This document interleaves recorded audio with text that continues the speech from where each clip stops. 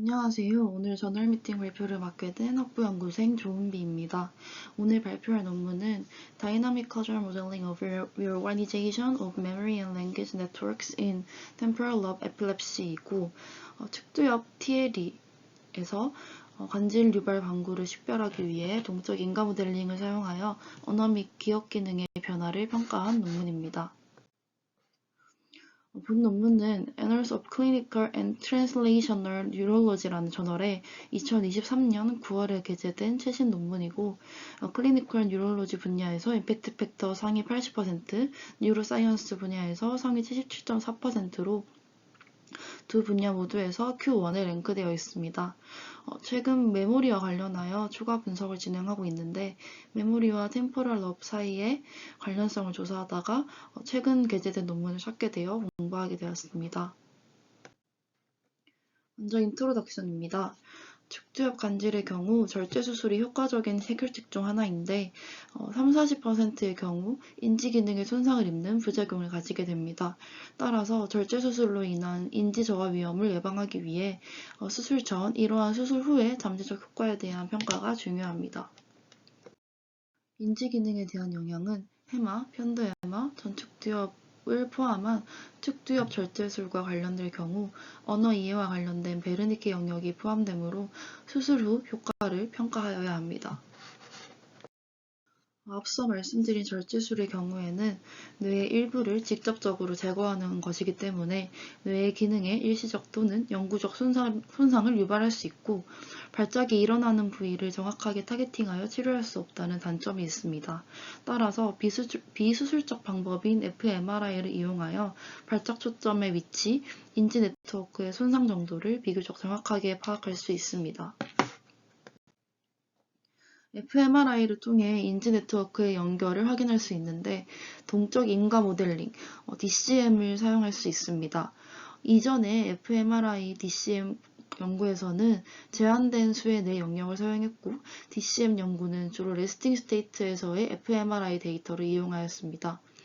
본 연구에서는 TLE로 인해 발생하는 기억 및 언어 네트워크의 재구성을 평가하고 DCM의 잠재력을 평가하여 TLE 환자의 발작, 발병, 편측에 대한 바이오마커를 알아내고자 하였습니다. 먼저 참가자들에 대해 말씀드리겠습니다. 측두엽 내전증을 줄여서 TLE라고 하는데요. 이 TLE가 있는 환자들 중 심각한 수준의 인지장애나 기타 신경질환이 있는 환자를 제외하고 총 35명이 연구에 참여하였습니다. 그중 21명은 좌반구에, 14명은 우반구에 TLE가 있고 총 17명이 내측두 경화증의 징후가 확실히 나타났습니다. 또한 신경학적으로 건강한 17명이 대조군으로 참여하였습니다.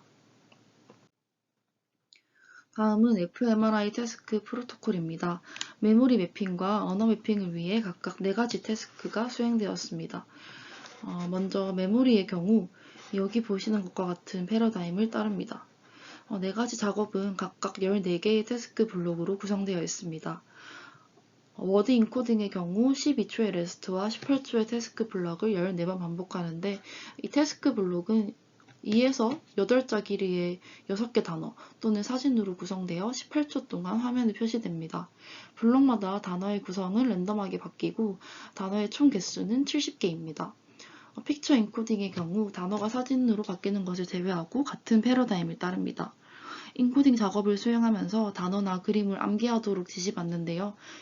그 후 인출 과정에서 12초의 레스트, 18초의 태스크 블록을 14번 반복하는 것은 동일한데 기존 인코딩의 70개의 아이템에 새로운 42개의 아이템을 섞어서 블록으로 제시하였다고 합니다.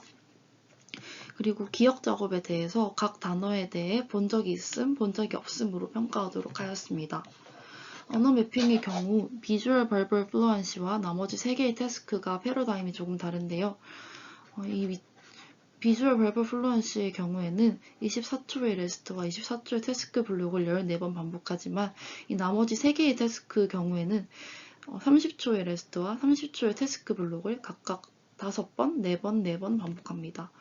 랭귀지 매핑의 태스크는 어떻게 진행되는지, 그리고 각 태스크를 인코딩 리트라이벌 순서로 진행한 건지, 또 각 종류의 태스크는 연달아서 진행을 한 건지에 대한 자세한 내용은 논문에서 대부분 빠져있기 때문에 확인하기가 어려웠습니다. 제가 MRI 데이터에 대한 이해가 좀 많이 부족한 상황이라 간략하게만 설명드리겠습니다. fMRI 이미지는 64개의 채널을 가지고 있는 헤드코일을 갖는 장비로 측정되었습니다. 이로부터 얻은 이 로우 이미지들을 재구성한 후에 각 태스크 세션의 처음 12초 블록 그 레스트 블록의 이미지를 삭제해서 이 볼드 신호를 안정화했습니다.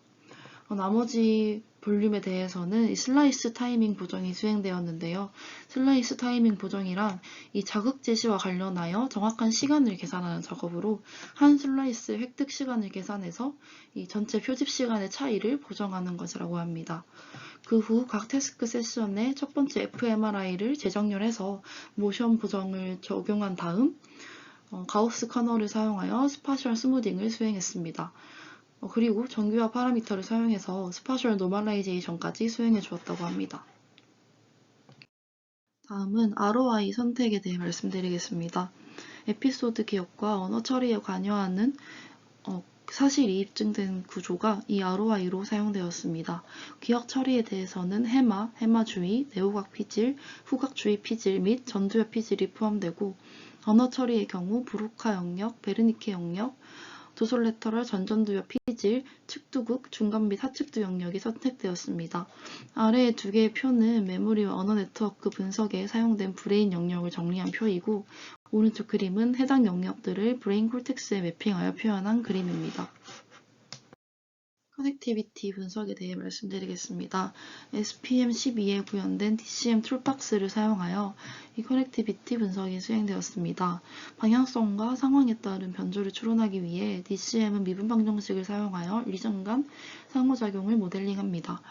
이렇게 구성된 모델은 신경활동을 혈역학적 반응으로 보정하고 관찰된 fMRI 신호를 기반으로 파라미터를 추정합니다. 해당 연구에서는 DCM의 매개 변수 중 EPA만을 사용하여 연결 패턴을 조사하고 TL이 DCM의 기능적 연결의 변화를 조사하는 데 사용하였습니다. 다음은 통계적 분석입니다. LTL이, RTL이 대조군 간의 방향 연결성은 원웨이 안오버 테스트를 이용하여 비교되었고 각 그룹성끼리는 샘플티 테스트를 이용하여 비교하였습니다. 해당 연구에서 사용한 신경심리학적 테스트에 대해서 간단히 설명드리겠습니다. 먼저 의료진으로부터 표준 인지검사를 받았고 수행 능력에 대한 평가를 받았습니다. 그리고 디지털 실험으로는 캠브리지 뉴로사이콜로지컬 테스트 오토메이티드 배터리, 줄여서 캔탭이라고 불리는 테스트를 수행하였는데요. 캔탭에는 다양한 테스트들이 있지만 해당 연구에서는 그중 Paired Associated Learning, PAL과 패턴 리코그니션 메모리, PRM 이 두 가지를 사용하였다고 합니다. 먼저 메모리 매핑 결과를 알려드리겠습니다. 왼쪽은 사진 학습 및 인출 작업에 대한 연결성 결과를 나타내고 오른쪽은 단어 학습 및 인출 작업에 대한 연결성 결과를 나타냅니다. 보시면 빨간색과 파란색으로 나뉘는데 빨간색은 초연결성, 파란색은 저연결성을 나타냅니다. 그리고 이 그림 아래에 이 부분은 SPM12를 사용하여 DCM의 EPA 파라미터를 적용했을 때 유의미한 차이를 보이는 연결성을 나열한 부분입니다. 그림 작업의 경우 이 세 가지 비교 그룹에서 모두 이렇게 유의미한 차이가 나는 연결 네트워크가 있었는데 이 단어 작업의 경우 이 단어를 인출하는 부분에서 이 왼쪽 TLE와 이 대조군에서 유의미한 차이를 보이는 연결 네트워크가 없었습니다. 대조군과 비교를 했을 때 이 TLA 환자들에서 이 초연결성을 갖는 이 빨간색 부분의 개수가 이 리트라이어블 인출 단계보다 학습 단계에서 더 그 개수가 많은 것을 알 수 있습니다. 이는 인코딩 과정에서 메모리 네트워크가 비교적 광범위하게 재구성되고 이 TLE 환자의 메모리 검색 프로세스가 저하됨을 나타냅니다. 그림 작업의 경우 주로 보시면 이렇게 왼쪽에서 오른쪽으로 연결되는 그런 연결성이 높은 것을 볼 수 있는데 이는 우방구가 시공간, 즉 비언어적 기억에 더 많이 관여하기 때문이고 반대로 단어 작업의 경우 이렇게 오른쪽에서 왼쪽으로의 연결성이 많은데 이는 좌방구가 언어적 기억에 더 많이 관여하기 때문입니다. 또 좌우 TLE 환자를 비교해 볼 때 그림 작업의 경우 HIP 및 PHIP와 이렇게 유의미한 저연결성을 띠고 단어 작업의 경우 ANG와 THA에서 유의미한 고연결성이 나타나는데 이는 TLE 환자의 발작 편측을 알아낼 수 있는 바이오마커가 됩니다. 다음은 언어 매핑 결과입니다. 그림에서 보시는 것처럼 단어 생성 태스크를 제외한 이 세 가지의 모든 태스크에서 대조군과 비교하였을 때 이 좌우 TLE가 모두 유의미한 차이를 보이는 연결 네트워크가 존재하였습니다. 그러나 이 왼쪽 TLE와 오른쪽 TLE 간에는 유의미한 차이를 나타내는 연결이 없었습니다. 그림을 보면 대체적으로 오른쪽 반구와 왼쪽 반구 사이의 연결이 크게 감소되고 있음을 알 수 있습니다. 그리고 여기 패시브와 시멘틱 태스크에서 이 좌우 TLE 그룹과 대조군 사이를 비교해보면 전체적으로 연결성이 감소한 것을 볼 수 있고 연결은 대부분 왼쪽에서 오른쪽 영역으로 형성되고 있다는 것도 알 수 있습니다. 이 수동적, 의미적, 언어적 유창성 과제 모두에서 이 왼쪽 TLE 그룹에서 전두역 영역의 참여가 관찰되었습니다. 이 패시브의 경우 브로카 영역, 이 IFG 부분을 보시면 되는데요.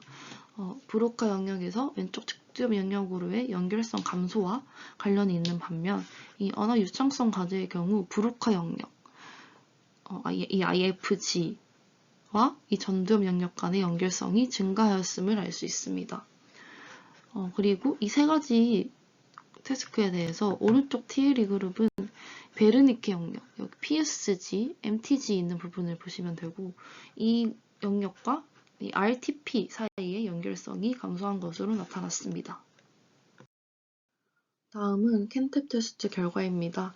각각의 인지 테스트 변수가 이 연결성에 미치는 영향을 평가하고자 상관관계 분석을 수행하였습니다.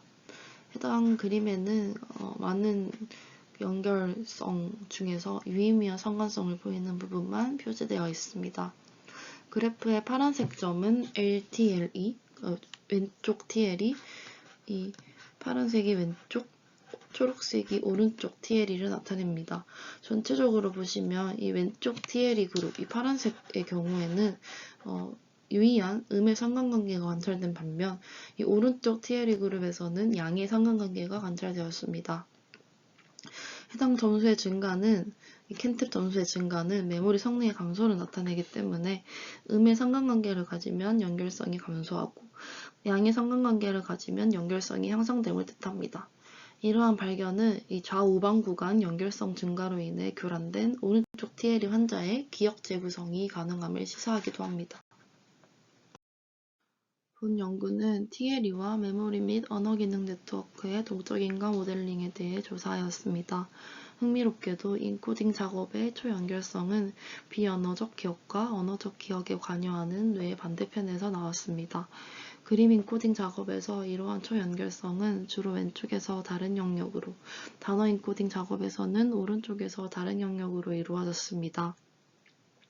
검색 작업의 저연결성은 TLE 편측과 관련된 반대쪽에서 발생했습니다. 언어 네트워크에서 우방구의 내영역의 역할과 TLE의 내방구 간의 연결성 감소를 강조하고 있는 것도 주목할 만합니다. 또한 메모리 작업에서는 HIP 및 PHIP와의 저연결성, ANG와 THA로부터의 초연결성이 TLE 환자의 발작 편측을 알아낼 수 있는 바이오마커가 될 수 있다는 것을 알 수 있었습니다. 해당 논문을 읽으면서 아쉬웠던 부분이 있는데 먼저 실험 패러다임이 구체적이지 않았고 패러다임을 그림으로 제시해주긴 하였으나 그림에도 모든 정보가 들어있지 않아 파악하는 데 어려움이 있었습니다. 그리고 그래프에서 단위나 축에 대한 정보들이 대체로 생략되어 있어서 어떤 것을 나타내는 건지 일일이 찾아가며 읽어야 해서 그 부분이 좀 불편했던 것 같습니다.